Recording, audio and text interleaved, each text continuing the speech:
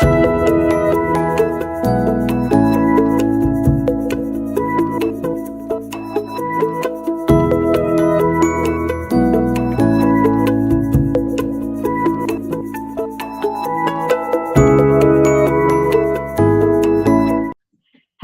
and thanks for joining us again for part 2 of my conversation with Karen Nowicki.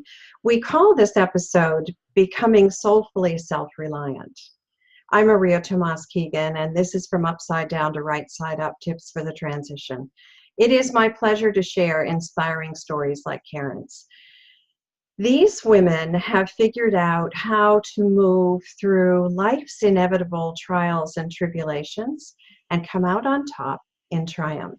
They help us to know that we're not alone as we struggle with our own life upside down moments. In our first segment, Karen shared with us her first experience with an upside down moment in her life. She was very young, she felt derailed, and then she used that experience to help her figure out how to get through the rest of those lives. And there were a lot of them, as there are for many of us. So, hello, Karen. I know this story comes with lots of emotional upheaval, and I would love for you to tell us how this rocked your world. The divorce of your parents, your own divorce, and what you learned from that, and what emotions came up from you for you that you had to overcome. Yeah, so I remember as a young child, again, I felt like we had what I would call the perfect family until I found that we're not. And it wasn't until years later that I realized we're just still a normal family. People have difficulties and challenges. As a young girl, I was devastated. I was confused. I remember falling asleep at night with my head up against my parents' wall. Our wall separated my bedroom and their bedroom, and I wanted to listen to every detail and find out where things went wrong, and could hear them arguing, which didn't help my heart any.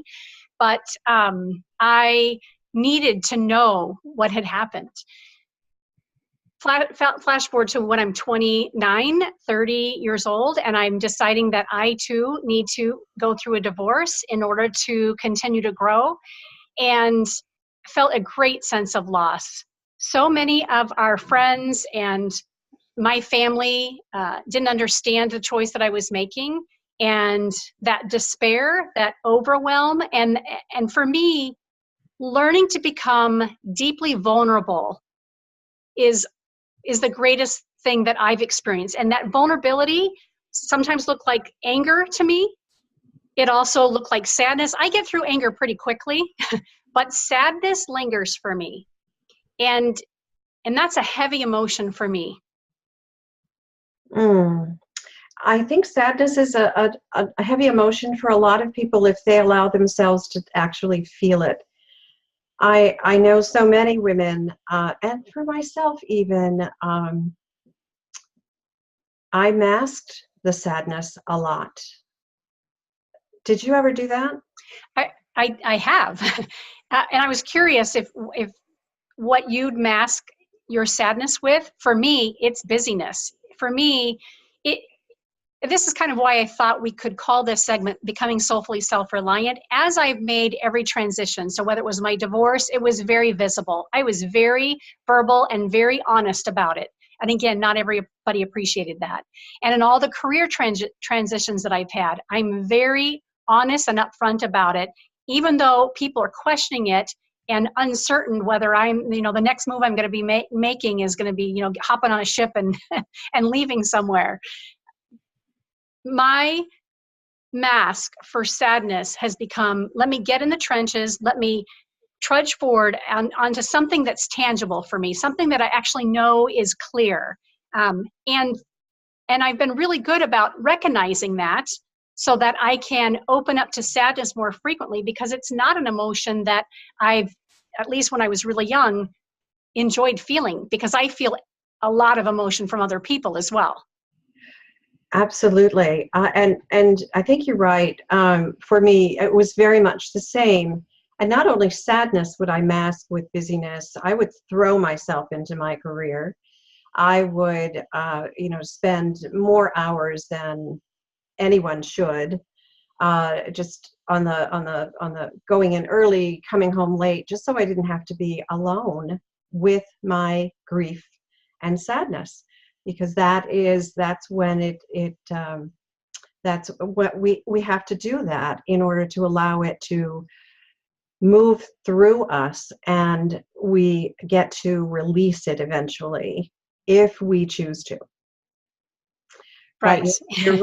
you're right with the mask. Yeah, right. If we choose to, yeah. You were going to say something about that. Well, I was just going to agree. We always have a choice. You said in our first segment that sometimes we choose the transition, other times the transition chooses us. I don't think those were your words, but that's what I heard. And I would absolutely agree. But even in those transitions, we have a choice as to how to show up. And we have to give ourselves the opportunity to feel those emotions, right? Maybe people linger for a while in anger, and then they go into sadness. It's almost like grieving, right? If the loss of somebody, we all have different ways of grieving. Transitions, I don't think, are any different than that. We all have our own tempo, our own pace, our own way of moving through it. But I think the key is to move through it. It's life's journey. I've always seen these life vignettes and these changes as my calling to evolve to a better version of myself, which is why I continue to transition and make it so vocal so that other people could be motivated to do the same. I love that you said that, because you are that role model for many, in that, because you are so openly honest about what you're going through, and that helps others to examine, take a look at, discover what it is they're hiding from or behind. And many times it's that mask with a, twinkle in your eye and a smile on your face that says everything's just fine, right? Yeah, I want to thank you for being so honest, so vulnerable, and sharing the overwhelm that you felt, the grief, the sadness. I think other women who are listening are going to connect with that, and they're going to look at you, as I do, with great respect and great. It is you are the epitome for me, because we've known each other a while now. We've had a number of opportunities to have these kinds of chats. But you are the epitome of making a choice that is centered on who we are, right? Who you are, and how you want to show up. And I think that's one thing, if you take nothing else away from this, it is the one thing that is so important, that we learn who we are, that we connect with that we understand what our core values are, and we move from that place, so that every choice we make, whether it turns out to be a good one in the long run or not, we just get to choose again. And right. and that is it's very scary for some people.